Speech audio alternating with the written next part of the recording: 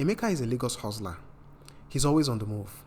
After years of leaving home every morning at 4 a.m. to beat Lagos traffic and returning home as late as 10:30 p.m. at night, Emeka got a massive opportunity. His distant cousin, Jude, reached out to him out of nowhere and offered to help him relocate to Germany. Emeka was excited. He got all his documentation ready, and with the help of his cousin, he made all the payments he needed to make. With the help of Uncle Mike, a UK deportee, he learned everything he needed to know about the interview process and memorized answers to every possible question that the embassy interviewer could throw at him. He wasn't just ready, he was over ready. The day before the 9 a.m. interview, Emeka was hyperactive. He couldn't control his nerves. Uncle Mike had advised that he have as much rest as he could to ensure that his mind and body were well rested for the interview. But Emeka just couldn't get himself to calm down. Despite his best efforts, he was wide awake all through the day and all through the night. But there was nothing out of the ordinary about this. Emeka rarely slept during the day, and most of the time, he was too busy thinking about his numerous problems at night, so he barely slept for 2 hours each night.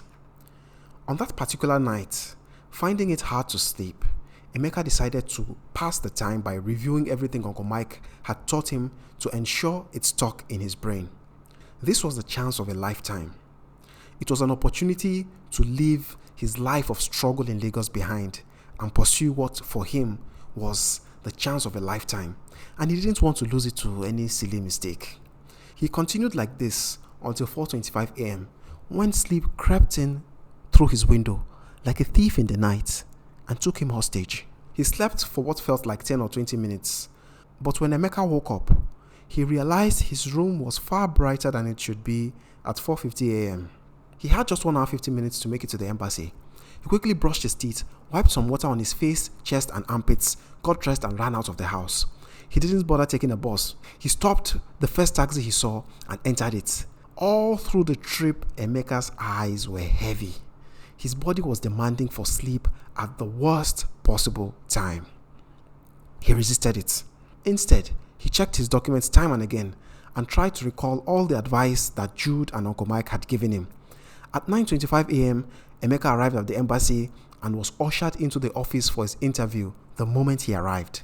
The interviewer was a very thin and small German whose glasses seemed a little too big for his face. Emeka couldn't stop thinking about how thin he was and why he chose such huge glasses that seemed out of place on his face.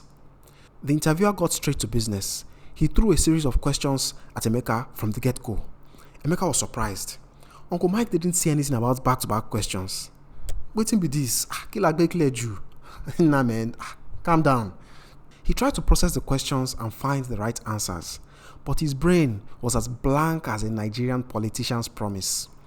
His body began to shake in fear of what was happening, but despite struggling with his blank mind, the only thing he could think of were the incredibly huge glasses on the incredibly thin nose of his interviewer. The moral of Emeka's story is straightforward. Sleep is not a luxury, it's a necessity.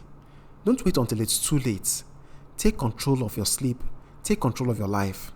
Your health and future depend on it.